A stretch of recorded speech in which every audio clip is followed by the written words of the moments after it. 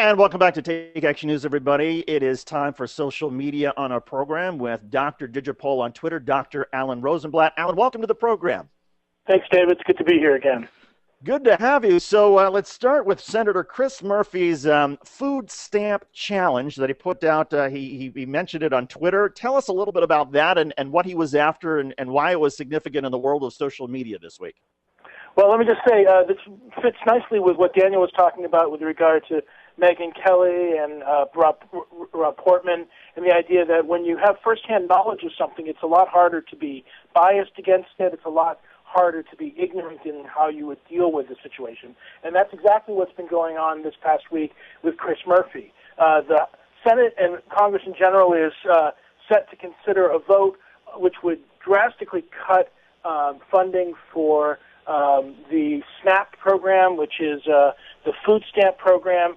And rather than kind of go into it abstractly, Senator Murphy, who's the new junior senator from Connecticut, Democrat, spent 1 week taking the food stamp challenge, which essentially is he lived on the equivalent amount of money that food stamps would provide for beneficiaries for 1 week. Now, before you go thinking, food stamps gives lots of money to poor people who haven't earned it and they're living high on the government hog.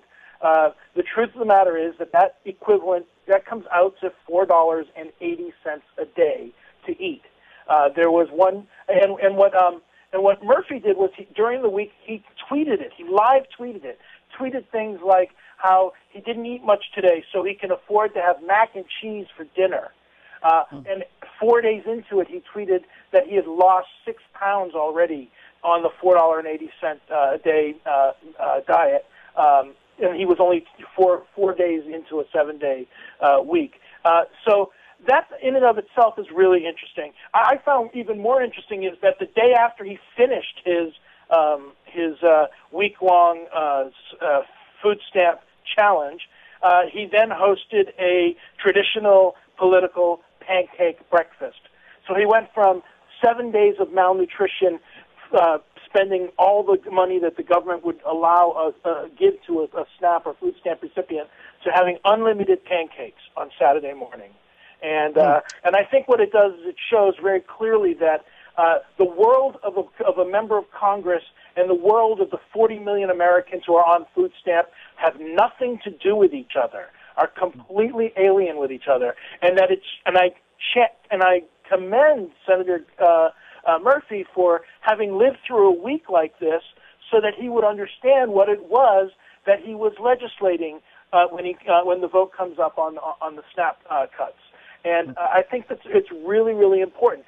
And I really think it's an important thing for people to understand that government, we live in a world where people don't trust government. I mean, we heard Adam Kokesh earlier talking about how he just basically, didn't trust government and he was ready to go to armed insurrection. I mean, this is crazy stuff.